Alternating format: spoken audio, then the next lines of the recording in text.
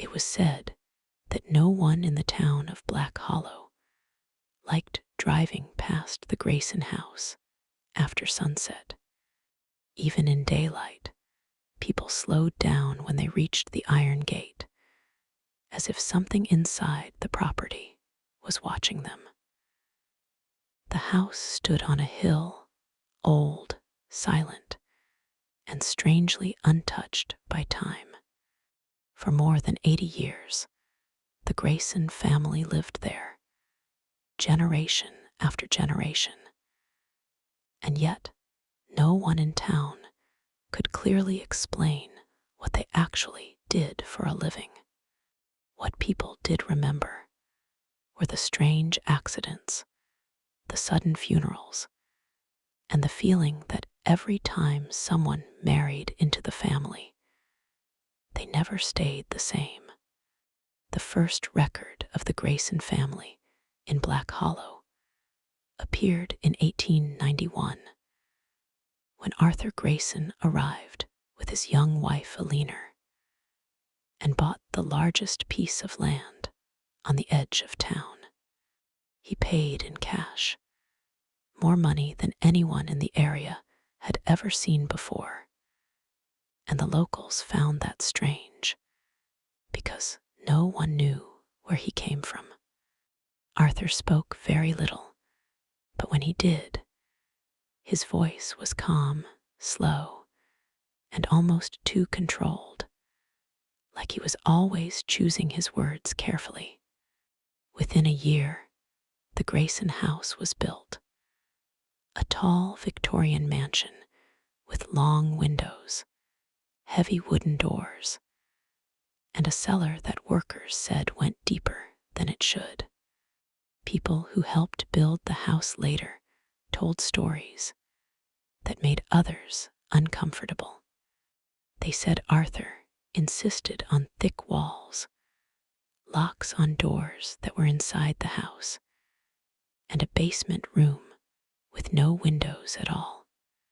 When one worker asked why anyone would need a room like that, Arthur just smiled and said it was for storage. The worker quit the next day, and no one ever heard from him again. Not long after the house was finished, the first strange thing happened. Eleanor Grayson stopped coming into town. At first, people thought she was sick, but months passed and no one saw her. When the local doctor was called to the house, he stayed inside for less than 10 minutes before leaving in a hurry. He never spoke about what he saw, but after that day, he refused to go near the Grayson property again. A year later, Arthur appeared in town alone and told everyone that his wife had passed away from a sudden fever. The funeral was closed, the coffin was never opened, and no one from town was allowed inside the house during the service. That was the first time people in Black Hollow began to whisper that something about the Grayson family did not feel right. Before the story continues, take a second to like the video and subscribe to Night Archive, because stories like this only get darker the deeper we go. And this one has details most people have never heard before. After Eleanor's death, Arthur lived alone for several years, but the house never looked empty. Lights were sometimes seen in the windows late at night, and neighbors swore they heard voices coming from the hill, even when no visitors were there. Then, in 1898, Arthur suddenly announced that he had remarried. His new wife, Margaret, was much younger, quiet, and rarely spoke to anyone outside the family. Within months of the marriage, the servants started leaving one by one. Some said the house felt wrong. Others said Margaret walked the halls at night, talking to herself. One maid claimed she heard someone crying behind the basement door, but when she asked Arthur about it, he told her she must have been dreaming. She left the next morning and never came back. In 1901, Margaret gave birth to a son named William. The town expected the house to become more normal after the child was born, but the opposite happened. Arthur became more protective of the property. Visitors were no longer allowed inside, and even the delivery men were told to leave packages at the gate. As William grew older, people noticed something unusual about him. He was polite, calm, and well-spoken, but his expression never seemed to change. Children in town said that when he looked at you, it felt like he was studying you, not talking to you.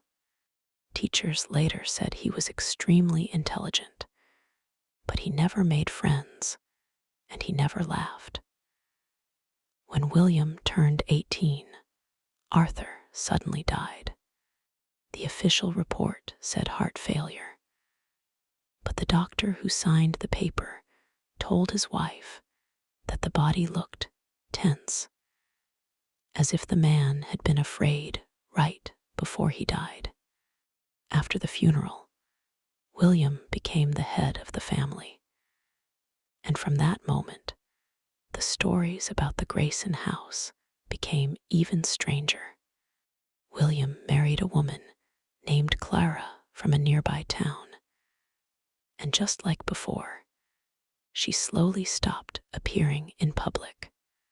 At first, she attended church, then only special events, and then she stopped coming out at all. The same pattern people remembered from Alina and from Margaret was happening again. One night in 1919, a storm knocked down part of the old fence around the property, and two boys from town climbed the hill to look at the house. They later said they saw someone standing in the basement window, even though everyone knew there was no window there. The boys ran back to town terrified, and for weeks they refused to talk about what they saw. Not long after that, Clara Grayson died. Once again, the funeral was closed. Once again, the coffin was sealed. And once again, no one from town entered the house. By the 1930s, people in Black Hollow had learned not to ask questions about the Grayson family. The house was still there, still occupied, still quiet. But every few years another funeral would take place, and every time the same strange rules were followed. Closed coffin, no visitors, no explanation. Then came the incident that made the Grayson name famous in the entire county. In 1947, a traveling salesman stopped in Black Hollow and asked for directions to the Grayson house.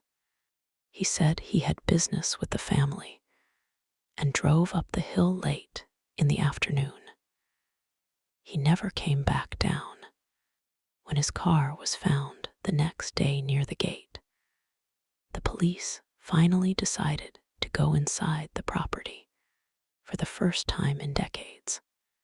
What they found inside the house was never fully written in the official report, but the sheriff later told someone that the basement had more rooms than the house above it, and some of them looked older than the building itself.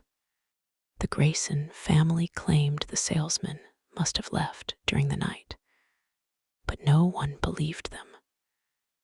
After that day, the town avoided the hill completely. Years passed, and the house slowly fell into silence. The last known member of the family, Daniel Grayson, lived there alone until 1973. He was rarely seen, never spoke to neighbors, and kept the gate locked at all times. When he died, there were no relatives to claim the property.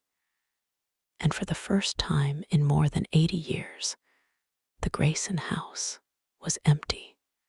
The county decided to inspect the building before selling the land, but the workers refused to finish the job.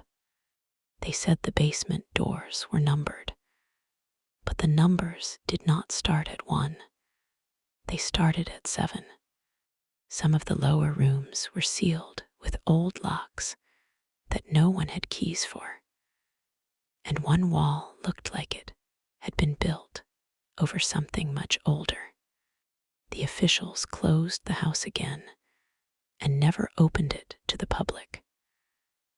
Today, the Grayson property still stands on the hill outside Black Hollow, abandoned, locked, and slowly falling apart. No one lives there, no one visits, and the town prefers to keep it that way, because the longer people look into the history of the Grayson family, the more it feels like the house was never meant to be a home at all, but something else entirely. If you made it this far, write in the comments what you think was really hidden under the Grayson house, and share this video with someone who loves dark historical mysteries. And don't forget to subscribe to Night Archive, because the next story might be even more disturbing. And this time, the records we found are much harder to explain.